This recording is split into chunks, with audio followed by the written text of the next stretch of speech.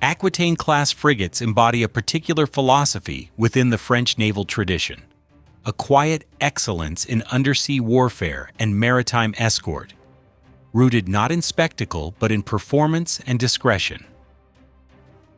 As much as aircraft carriers or ballistic submarines attract attention from the general public, the true endurance of France's capacity for global maritime projection depends on work carried out by platforms like Aquitaine, Provence, Languedoc, Bretagne, and their sister ships. They are the unseen guardians, operating in an environment where silence is both a tactic and a weapon, and where strategic influence is exercised through vigilance rather than ostentation. The design logic behind the Aquitaine-class reframes the idea of a multi-purpose frigate. These vessels are often called polyvalent, but the term is sometimes misunderstood.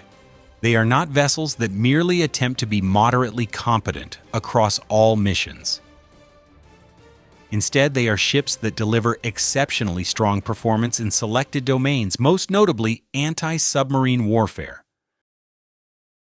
The combination of the Captus 4 towed array sonar, hull-mounted sonar systems, and the NH-90 helicopter equipped for undersea tracking creates a layered detection capability that operates well beyond the passive-active dichotomy of earlier anti-submarine doctrine. The result is an integrated acoustic intelligence suite that allows Aquitaine-class ships to construct a three-dimensional undersea picture, enabling not only direct action against a submarine but also data sharing with other platforms in the strike group.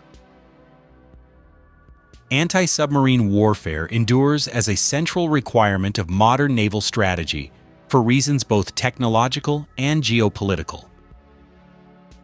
The proliferation of quiet diesel-electric submarines, especially those equipped with air-independent propulsion, makes them extremely difficult to detect in coastal or semi-enclosed waters. The Mediterranean, particularly its eastern basin, presents precisely this challenge. Numerous actors field contemporary submarine fleets: Algeria with the Kilo-class, Egypt with German-built platforms, Turkey with an expanding undersea fleet, and of course Russia with its deep experience in naval stealth operations. In such a context, anti-submarine mastery becomes not only a tactical tool, but a mechanism of deterrence and strategic reassurance. When operating in a task group, the Aquitaine-class forms a connective layer between airborne, surface, and subsurface assets. An escorting Aquitaine can provide sonar data to the command group of the Charles de Gaulle carrier battle group, allowing Horizon-class air defense frigates and eventually the FDI Belhara to concentrate on their primary functions. This analytic distribution of roles across platforms reflects a deeply French modeling of maritime combat, cooperation, doctrinal coherence, and high-fidelity data link architecture rather than brute force concentration of identical ships. Operational deployments provide evidence of how this concept works in practice. Languedoc's missions in the Indian Ocean and related operational theaters illustrate the adaptability of the Aquitaine-class. Even when media coverage focuses on visible actions such as engagements with unmanned aerial threats, the deeper strategic role of the vessel remains its ability to ensure the safe movement of French and Allied vessels in waters where unknown submarine presence may be probable. The French Navy rarely communicates details of acoustic detection events for obvious reasons, but each deployment contributes to a cumulative corpus of operational knowledge that strengthens the institutional competence of the Marine Nationale. Comparative analysis shows that the Aquitaine-class holds its ground within the evolving family of modern frigates. The British Type 26, for instance, is also heavily optimized for anti-submarine warfare, with advanced low-noise design and sophisticated sonar arrays. Yet the Type 26 remains largely in the phase of strategic expectation rather than operational maturity. The Japanese Mogami-class is technologically elegant and stealth-optimized, but lacks the accumulated deployment record that Aquitaine-class vessels already possess. German Baden-Württemberg-class ships emphasize long-endurance presence and stabilization operations, but their anti-submarine warfare capabilities are not as specialized. The Italian FREMM variant leans toward anti-surface and strike capability with heavier reliance on anti-ship missiles and land attack weapons, illustrating how divergent strategic cultures emerge even within a shared platform lineage. These comparisons underline that the Aquitaine-class does not represent a generic European frigate model. It represents a French-defined doctrine of acoustic superiority and naval escort. Looking forward, the Aquitaine-class also forms a bridge toward the future composition of the French surface fleet. While discussions often center on emerging systems such as the new missile under development for the Future Cruise and anti-ship weapon program, or the evolution of networked naval sensors supported by artificial intelligence interpretation, the Aquitaine-class will remain relevant well beyond the introduction of Belhara. The reason is structural. Maritime security is long cycle by nature. Undersea detection, escort competence, and maritime trade protection are not trends of one decade. They are durable and enduring functions of state power. The strategic significance of these frigates extends into French national interest.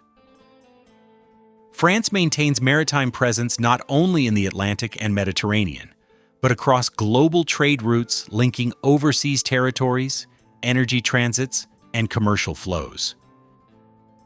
In a world where strategic competition increasingly moves into semi-deniable and gray zone activities, a ship capable of detecting, tracking, and if necessary confronting an unknown submarine, silently shadowing a convoy, establishes a form of sovereign authority. It defends not only a warship, but the maritime freedom of movement of the Republic. It is worth emphasizing that the cultural position of platforms like the Aquitaine-class within French public awareness differs from that of fighter jets or carriers. The Rafale inspires visible enthusiasm. The Charles de Gaulle carries symbolic weight. The Aquitaine-class operates with a different aura. It is a vessel professional military observers respect but do not dramatize. French naval culture accepts that maritime supremacy also depends on unspectacular excellence. A carrier makes headlines. A frigate keeps the carrier alive.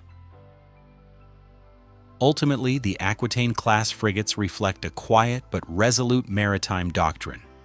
France does not seek naval presence as theatrical display, but as capability.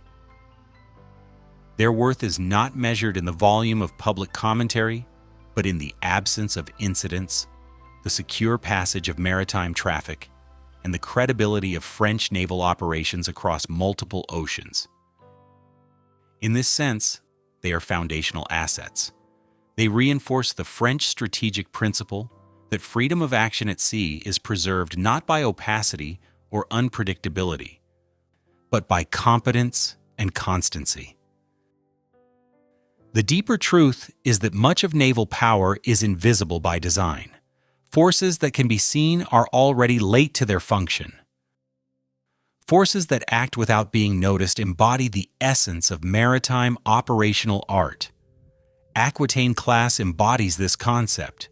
They are not monuments of steel, but instruments of continuity.